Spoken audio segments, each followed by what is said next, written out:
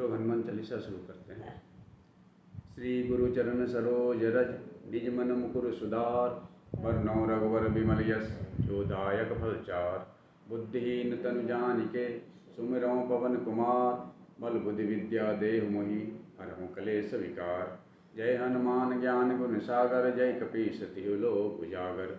रामदूत अतुलित बल धामा, अंजनी पुत्र पवन सुत नामा। महावीर विक्रम बजरंगी, कुमति निवार सुमति के संगी। कंचन वरन विराज सुबेसा, कानन कुंडल कुंचित केसा। हाथ वज्र और ध्वजा विराजे, कांधे मूंज जनेऊ साजे। शंकर सुवन केसरी नंदन, तेज प्रताप महाजगवंदन। विद्यावान गुणी अति चातुर, राम काज करवै को आतुर। प्रभु चरित्र सुनवै को रसिया, राम लखन सीता मन वसिया। सूक्ष्म रूप धरि सियहि दिखावा, विकट रूप धरि लंक जरावा। भीम रूप धरि असुर संहारे, रामचंद्र के काज समारे। लाए सजीवन लखन जिलावे, श्री रघुवीर हरष उर लाए। रघुपति किन्नी बहुत बड़ाई, तुम मम प्रिय भरतहि सब भाई। सहस वदन तुमरे जस गावा, अस कहि श्रीपति कंठ लगावा। सनकादिक ब्रह्मादि मुनीसा, नारद सारद सहित अहिसा। यम कुबेर दिखपाल जाते, कवि कोविद कहि सकै कहाते। तुम उपकार सुग्रीवहि किन्ना, राम मिलाए राजपद दीन्ना। तुमरे मंत्र विभीषण माना, लंकेश्वर भय सब जग जाना। जुग सहस्त्र जो जन पर भानु, लील्यो ताहि मधुर फल जानु। प्रभु मुद्रिका मेल मुख माहि, जलधि लांघ गए अचरज नाही। दुर्गम काज जगत के जेते, सुगम अनुग्रह तुमरे तेते। राम दुआरे तुम रखवारे, हो तना आज्ञा बिन पैसारे। सब सुख लहै तुम्हारी सरना, तुम रक्षक काहू को डरना। आपन तेज समालो आपे, तीनों लोक कांपते कांपे। भूत पिशाच निकट नहीं आवे, महावीर जब नाम सुनावे। नासै रोग हरै सब पीरा, जपत निरंतर हनुमत वीरा। संकट से हनुमान छुड़ावे, मन क्रम वचन ध्यान जो लावे। सब पर राम तपस्वी राजा, जिनके काज सकल तुम साजा। और मनोरथ जो कोई लावे, सोई अमित जीवन फल पावे। चारों जुग परताप तुम्हारा है, प्रसिद्ध जगत उजियारा। साधु संत के तुम रखवारे, असुर निकंदन राम दुलारे। अष्ट सिद्धि नवनिधि के दाता, स्वर दिन जानकी माता। राम रसायन तुमरे पासा, सदा रहो रघुपति के दासा। तुमरे भजन राम को भावे, जन्म जन्म के दुख बिसरावे। अंत काल रघुबरपुर जाई, जहाँ जन्म हरि भक्ति कहाई।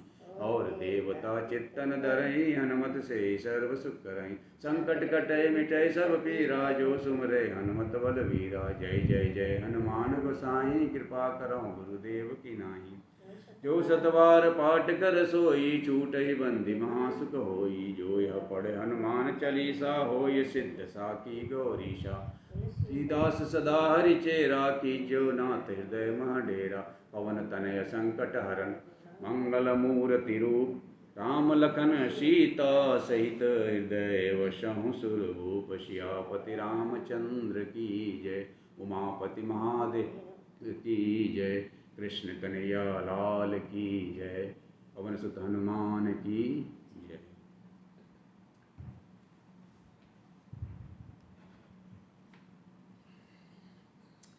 ओम ओम सहना भवतु, सहनौ भुनक्तु, सह वीर्यं करवावहि। तेजस्विनावदितमस्तु मा विद्विषावहहि। ओम शांति शांति शांति। परमपिता परमात्मा की असीम शक्ति को नमन करते हुए, उसी परमपिता परमात्मा के विभूति स्वरूपा माँ सरस्वती के चरण कमलों में वंदन करते हुए, और उसी परमपिता परमात्मा के अनुकंपा प्राप्त आप जो इस सभागार में हैं, उन सभी को नमन वंदन और अभिनंदन। पिछले सप्ताह हमने श्रीमद् भगवद गीता अध्याय 2 का श्लोक नंबर 62 और 63 को सिर्फ पढ़ा था और उसका अर्थ समझा था। इस बार उसका थोड़ा सा विश्लेषण करेंगे और फिर हम आगे बढ़ेंगे।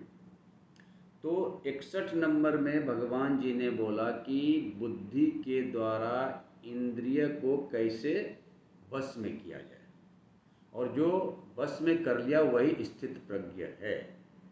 तो 61 में ऐसा बोला कि वसे ही यश इंद्रियाणि तस्य प्रज्ञा प्रतिष्ठिता, यानी कि जिसकी इंद्रिय उसके बस में है वही स्थित प्रज्ञ है। क्योंकि इंद्रिय जो है वो बहुत बलवान है। इंद्रियाणि प्रमाथिनी हरंती प्रसवम मना, इंद्रिय जो है अच्छे अच्छे के मन को हर लेता है, ऐसा 60 नंबर श्लोक में भगवान जी ने बताया। और अभी 62 और 63 जिसे लैडर ऑफ फॉल कहते हैं, उसमें भगवान जी ने बोला कि अगर बुद्धि नहीं यूज करोगे, अगर इंद्रिय बस में नहीं है तो उसका क्या होगा, उसका नाश हो जाएगा। कैसे नाश हो जाएगा? तो भगवान जी ने बोला ध्यायते विषयान पुंस संग तेसु उपजायते, संगात संजायते काम, कामात क्रोध विजायते, क्रोधात भवति सम्मोह, सम्मोहात स्मृति विभ्रम, स्मृति भंसात बुद्धिनाश, बुद्धिनाशात प्रणश्यति। तो इसका क्रोनोलॉजी जो है, सबसे पहले क्या है कि ध्यायते, ध्यायते मतलब विचार उत्पन्न किया, ध्यान लगाया, किसमें? विषयान, विषय में। पुंसः मतलब व्यक्ति, और उससे क्या हुआ? संग तेसु उपजायते, तो विचार से क्या हो गया? लगाव हो गया। संग मतलब लगाव, आसक्ति, अटैचमेंट। तो संग तेसु उपजायते, जब विचार उत्पन्न किया मन में तो उस विचार के साथ लगाव हो गया। उस लगाव से संगात संजायते कामः, और उस लगाव से क्या हो गया? इच्छा उत्पन्न हो गई।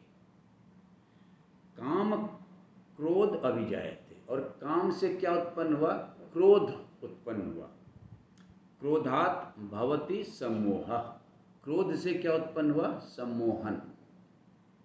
सम्मोहात स्मृति विभ्रम, और जब सम्मोहन हो गया तो क्या हो गया? उसकी स्मृति विभ्रम हो गई, स्मृति छिन्न हो गई, याददाश्त छिन्न हो गया। स्मृति भंसात, और जब याददाश्त नहीं रहा तो बुद्धिनाश, उसका बुद्धिनाश हो गया। और बुद्धिनाशात प्रणश्यति, और बुद्धिनाश होने से उसका नाश हो गया। ये क्रोनोलॉजी है। तो सबसे पहले क्या है? विचार। जब हम किसी वस्तु या किसी व्यक्ति के बारे में बार बार विचार उत्पन्न करते हैं तो क्या होता है? उस विचार से हमारा एक जुड़ाव हो जाता है, एक लगाव हो जाता है, जिसको हम बोलते हैं अटैच हो जाते हैं उस विचार के साथ। और जब हम उस विचार के साथ अटैच हो जाते हैं तो फिर उस वस्तु या व्यक्ति को पाने के लिए इच्छा उत्पन्न होती है, उसको बोलते हैं डिजायर। अभी इच्छा जो उत्पन्न हुआ, तो इच्छा अगर प्राप्त हो गया तो क्या होगा, और इच्छा अगर प्राप्त नहीं हुआ तो क्या होगा? अगर इच्छा आपका पूर्ण हो गया, फुलफिल हो गया आपका इच्छा, तो क्या होगा? आपको अहंकार आ जाएगा मन में, क्योंकि आपने जो वस्तु मांगी, जो वस्तु आपने चाही, वो वस्तु आपको मिल गया। तो क्या होता है? मन में अहंकार आ जाता है कि मेरे को तो ये चीज़ है, मेरे को तो वो चीज़ है। दूसरा क्या होता है? लोभ आ जाता है। जो चीज़ हमने चाहा वो चीज़ अगर मिल गया तो उससे ज़्यादा की लोभ हो जाता है, यानी लालच बोलते हैं उसको, ग्रीड बोलते हैं उसको। तो अगर वो वस्तु हमें मिल गया तो क्या हुआ? लोभ हो गया, उससे ज़्यादा मिलने का। अगर हमें वो चीज़ मिल गया तो क्या हो गया? अहंकार आ गया हमारे जीवन में, ईगो आ गया कि मेरे से बड़ा क्या। अगर हम करोड़ रुपया चाहे और करोड़ रुपया मिल गया तो अहंकार आ गया कि हमको तो करोड़ रुपया है। अगर हमको कोई चीज़ चाहे और हम मिल गया तो क्या हो गया? उसको खोने का भय भी उत्पन्न हो जाता है कि कल वो मेरे पास रहेगा कि नहीं रहेगा। और एक चीज़ उत्पन्न हो जाता है कि अगर हमको वो चीज़ मिल जाती है तो जिस व्यक्ति को उस चीज़ से ज़्यादा चीज़ होता है उससे ईर्ष्या हो जाता है। तो 4 चीज़, अगर आपको कोई चीज़ मिल जाए तो 4 चीज़ उत्पन्न होता है। पहला उत्पन्न हुआ लोभ, ग्रीड, लालच, उससे ज़्यादा पाने की। 100 रुपया का इच्छा था, 100 रुपया मिल गया, अभी 200 रुपया चाहिए। नौकरी में प्रमोशन मिला, अभी 2 प्रमोशन चाहिए।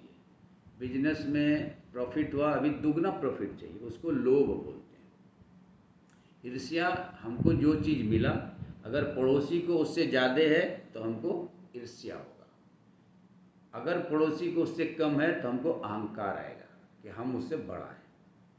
और जो चीज़ हमें मिला उसको खोने का भय उत्पन्न होगा। ये 4 चीज़ होगा जब वो चीज़ हमें मिलेगी तो। दूसरा, अगर हमको इच्छा है और कोई चीज़ मिले ना, हमें जो चीज़ चाहिए वो चीज़ हमें मिले नहीं, तो क्या होगा? हमें क्रोध आएगा, एंगर होगा। और क्या होगा? हमारा मन दुखी हो जाएगा, एजिटेटेड हो जाएगा माइंड। तो अगर चीज़ नहीं मिला तो मन दुखी हो जाता है। अगर हमको पैसा चाहिए और पैसा नहीं मिला तो क्या होगा? मन में झुंझलाहट आ जाता है, एजिटेशन हो जाता है। और दूसरा, गुस्सा हो जाता है। तो जैसे गुस्सा उत्पन्न हुआ, जैसे फियर उत्पन्न हुआ, तो इस दोनों को मिला करके क्या हो जाता है? डिल्यूजन हो जाता है, मोह उत्पन्न हो जाता है, सम्मोह। सम्मोह यहाँ लिखा, भगवान जी ने मोह नहीं लिखा। मोह मतलब डिल्यूजन।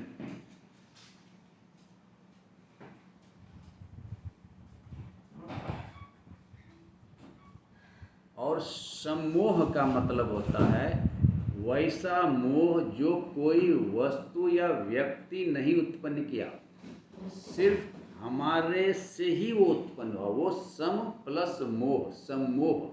भगवान जी ने ये नहीं बोला कि मोह उत्पन्न हुआ, भगवान जी ने क्या बोला? सम्मोह उत्पन्न हुआ। सम्मोह का मतलब हो गया कि वह जो मोह है, वो जो डिल्यूजन है, वो हमारे ही भय से और हमारे ही क्रोध से उत्पन्न हुआ। इसलिए भगवान जी ने क्या शब्द यूज किया? सम्मोह।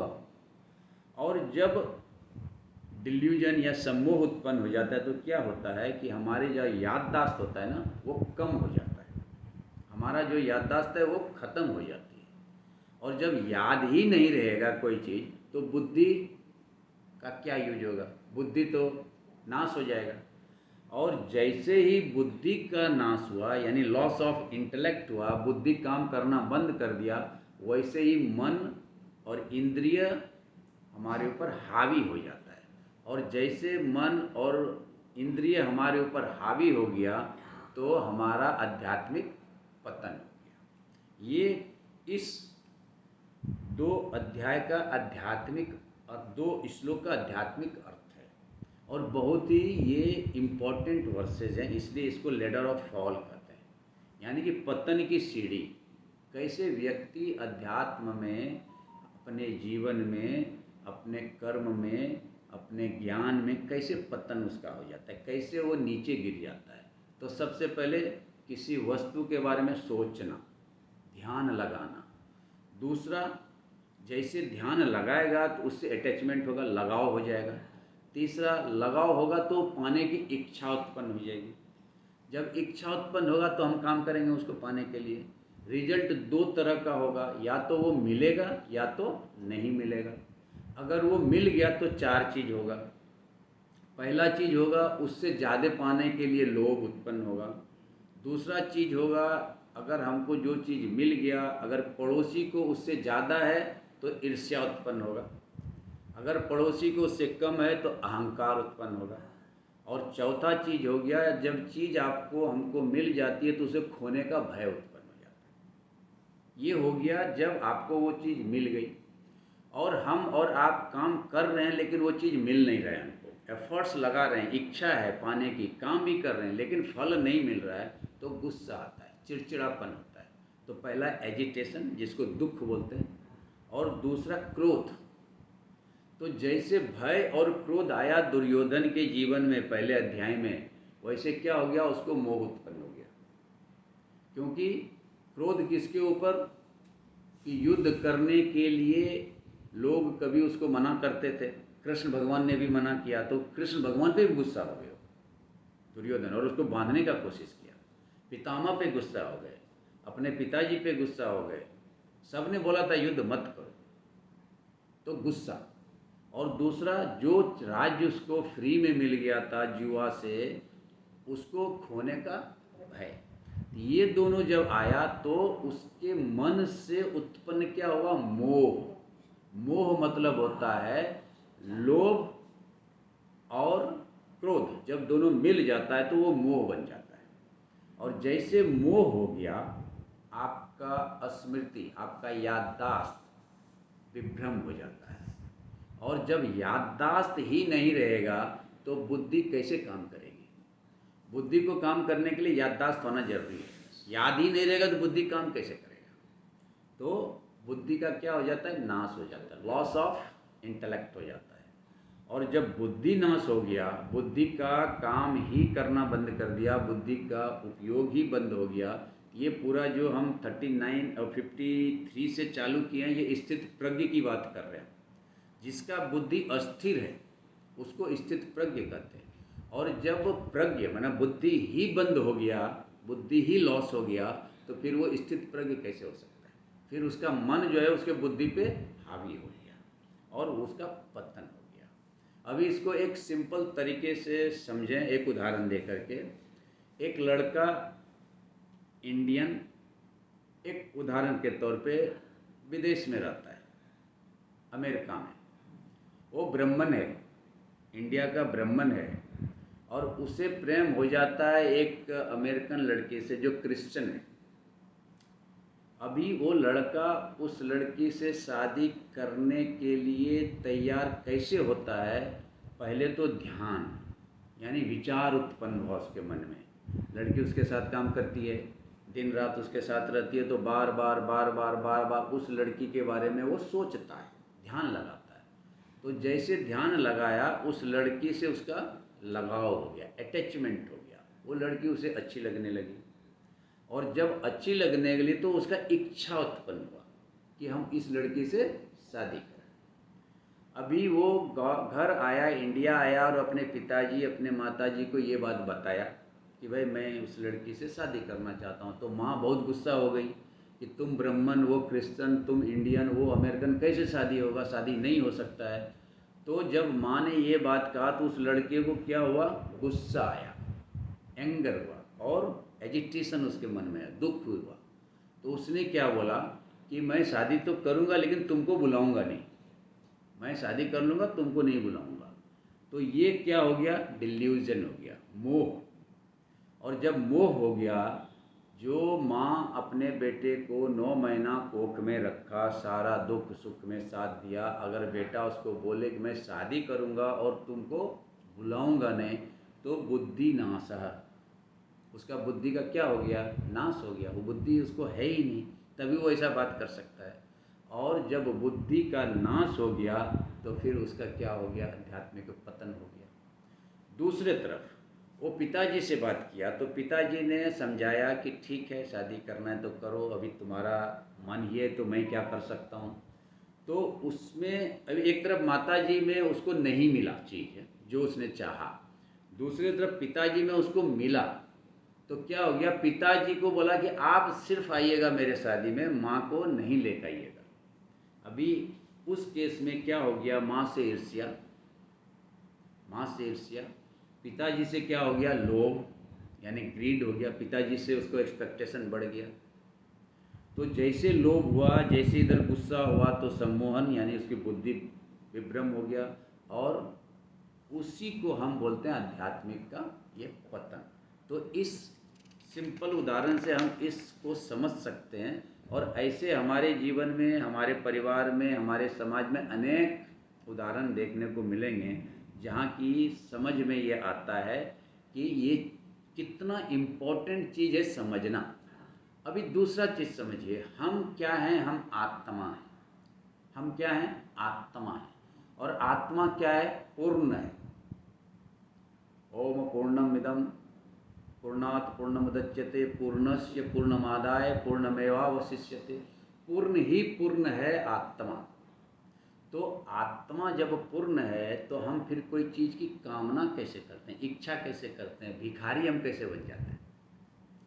वो भिखारी हम तब बन जाते हैं जब हम बुद्धि को यूज नहीं करते हैं, जब हमारी स्मृति नाश हो जाता है कि हम आत्मा है। वो याद ही नहीं रहता हमको कि हम आत्मा है। हमको क्या याद रहता है? हम शरीर है। हमको शरीर के लिए सब कुछ चाहिए। भोग विलास की वस्तु किसके लिए चाहिए? शरीर के लिए चाहिए, इंद्रिय के लिए चाहिए, इंद्रिय की तृप्ति के लिए चाहिए। आत्मा को तो कुछ चाहिए नहीं, और आत्मा पूर्ण है, अपने में पूर्ण है। आत्मना आत्मना तुष्ट स्थित प्रज्ञ तद उच्यते। इसके पहले भगवान जी ने बोला कि जो अपने आप में स्थित है, अपने आप में पूर्ण है, वही स्थित प्रज्ञ है। आत्मने आत्मना तुष्ट स्थित प्रज्ञ तद उच्यते। और यहाँ पे हम क्या कर रहे हैं कि किसी से ईर्ष्या, किसी के लिए लोभ, किसी के लिए गुस्सा, किसी के लिए तृष्णा। क्यों? क्योंकि या तो हमको वो चीज़ मिला या तो वो चीज़ हमको नहीं मिला। अभी मिला किसको? वो चीज़ किसको मिला? या तो शरीर को मिला और शरीर के पांचों इंद्रियों को मिला, लेकिन हम ना तो शरीर हैं ना तो हम इंद्रिय हैं, हम हैं आत्मा। तो आत्मा इस सारे चीज़ों से निर्लेप है, लेकिन अज्ञानवश स्मृति के नाश होने के कारण या तो बुद्धि के नाश होने के कारण हम क्या सोचते हैं कि ये चीज़ हमको चाहिए, ये चीज़ हमको चाहिए, और अगर नहीं मिला तो गुस्सा, मिला तो और पाने की इच्छा। तो भगवान जी अर्जुन को स्थित प्रज्ञ के बारे में बता रहे हैं कि जो ज्ञानी है, जो योगी है, जो सन्यासी है, वो ये समझता है कि ये तो इंद्रिय की बात है। इसलिए तीसरे अध्याय का 27 और 28 नंबर का श्लोक आप देखेंगे तो वहाँ बोलता है गुणा गुणेषु वर्तन्ते इति मत्वा न सज्जते। गुणा गुणेषु वर्तन्ते इति मत्वा न सज्जते, 28 नंबर का श्लोक। और 27 नंबर का श्लोक में बोलता है अहंकार विमूढ़ आत्मा कर्ता अहम इति मन्यते। यानी कि अहंकार के वश में आकर के हम और आप अपने को कर्ता मान बैठते हैं। लेकिन जो ज्ञानी है वो क्या बोलता है कि गुणा गुणेषु वर्तन्ते, यानी कि इंद्रिय जो है, इंद्रिय विषय में हमेशा लिप्त रहता है, वो उसको पता रहता है, इसलिए वो अपने को उसमें शामिल नहीं करता है। इति मत्वा, ये जान के, ना सज्जते, वो उसमें लिप्त नहीं होता है। तो जो ज्ञानी है, जो स्थित प्रज्ञ है, वो काम, क्रोध, लोभ, मोह, मद, मत्सर, राग, द्वेष में नहीं फंसता है। और अभी भगवान जी 64 नंबर, ये क्लियर हो गया कि लैडर ऑफ फॉल क्या है। अभी इसके अपोजिट अगर बुद्धि का यूज हम कर रहे हैं, अगर हम स्थित प्रज्ञ हैं, तो 64 और 65 नंबर का श्लोक भगवान जी ने बोला कि क्या फायदा होगा। 62 और 63 में बोला कि अगर हम बुद्धि को यूज नहीं कर रहे हैं तो क्या हमको हानि होगा। हानि क्या होगा कि हमारा पतन हो जाएगा। और 64 और 65 में भगवान जी बोल रहे हैं कि अगर आप बुद्धि को यूज करोगे तो आपको क्या फायदा होगा। तो अभी 63 और 62 क्लियर है, लैडर ऑफ फॉल। अभी 64 और 65 को बोलते हैं लैडर ऑफ राइज। अध्यात्म में उत्थान का जो सीढ़ी होता है वो कैसे होता है। तो 64 और 65 को एक साथ पढ़ेंगे और फिर समझेंगे। जैसे 62 और 63 को एक साथ पढ़ा, वैसे 64 और 65 को एक साथ पढ़ के समझेंगे इसको। 64 में भगवान जी क्या बोलते हैं, राग द्वेष विमुक्ते तु विषयान इंद्रिय चरण आत्मवश्य विधे आत्मा प्रसादम अधिगच्छति। ये हो गया 64 नंबर का श्लोक। और 65 नंबर का श्लोक में बोलते हैं प्रसादे सर्व दुखानाम हानि तस्य उपजायते प्रसन्न चेतसा ही आसु बुद्धि परिअवतिष्ठिते। ये 64 और 65 नंबर का श्लोक है। इसको हिंदी में मैं समझाता हूँ, फिर इसका थोड़ा अर्थ भी समझेंगे। भगवान जी बोल रहे हैं कि अर्जुन, अभी तक हमने बताया कि जो काम और क्रोध, मोह, बुद्धि का नाश से आदमी का आध्यात्मिक पतन हो जाता है। अगर वो व्यक्ति काम और क्रोध यानी राग और द्वेष, काम और क्रोध यानी राग और द्वेष, अगर किसी चीज़ से आप अटैच हो जाते हो तो क्या हो जाता है, आसक्ति हो जाती है। तो राग उत्पन्न, राग का मतलब होता है आसक्ति, अटैचमेंट। और द्वेष का मतलब होता है ईर्ष्या, क्रोध। जब उस चीज़ को नहीं हमको मिलता है या वो अच्छा हमको नहीं लगता है तो उससे द्वेष हो जाता है, घृणा हो जाता है, ईर्ष्या हो जाता है। और अगर वो अच्छा लगता है और मिल जाता है तो उससे राग हो जाता है, अटैचमेंट हो जाता है। तो भगवान जी बोल रहे हैं राग द्वेष विमुक्ते तु, लेकिन, तु मतलब होता है लेकिन, राग और द्वेष को छोड़कर, विमुक्ते मतलब छोड़ के, विषयान इंद्रिय चरण, अगर इंद्रिय विषय में भी भोग करता है, अगर इंद्रिय विषय का भी भोग करता है, आत्मवश्य विधेय आत्मा, अपने में स्थित होकर के बुद्धि को उपयोग करके तो क्या होता है, प्रसादम अधिगच्छति, वो जीव, वो व्यक्ति को क्या प्राप्त होता है, प्रसाद। अभी प्रसाद का मतलब होता है श्रेष्ठ स्थिति, प्रसाद का मतलब होता है मोक्ष की स्थिति, प्रसाद का मतलब होता है सन्यासी ध्यानी त्यागी की स्थिति और स्थित प्रज्ञ की स्थिति। अभी यहाँ पे 2-3 शब्द है, इसको थोड़ा सा हम फिर से विचार करेंगे। और 65 नंबर का श्लोक में बोलते हैं, अगर प्रसाद आपको मिल गया, आप श्रेष्ठ स्थिति को प्राप्त कर गए, आप मोक्ष को प्राप्त कर गए, तो सर्व दुखाना, सारे दुखों का हानि तस्य उपजायते, नाश हो जाता है। और प्रसन्न चेतसा ही आसु, और तुरंत आपकी चेतना प्रसन्न हो जाता है। बुद्धि परितिष्ठिते, और बुद्धि जो है ठीक से स्थित हो जाता है। और जैसे बुद्धि स्थित हो गया, स्थित प्रज्ञ हो गया। स्थित प्रज्ञ का यही परिभाषा है ना, जिसकी बुद्धि अस्थिर हो वो स्थित प्रज्ञ है। तो स्थित प्रज्ञ मतलब जिसकी बुद्धि अस्थिर, और कैसे वो हुआ, प्रसाद जिसको मिला उससे उसका सारा दुख नाश हो गया और उसकी बुद्धि क्या हो गई, स्थित हो गया। प्रसाद कैसे मिला, जो व्यक्ति राग और द्वेष से मुक्त है, राग द्वेष विमुक्त है, और राग द्वेष से मुक्त होने के बाद वो भले ना विषय भोग विलास की वस्तु में वो रमे,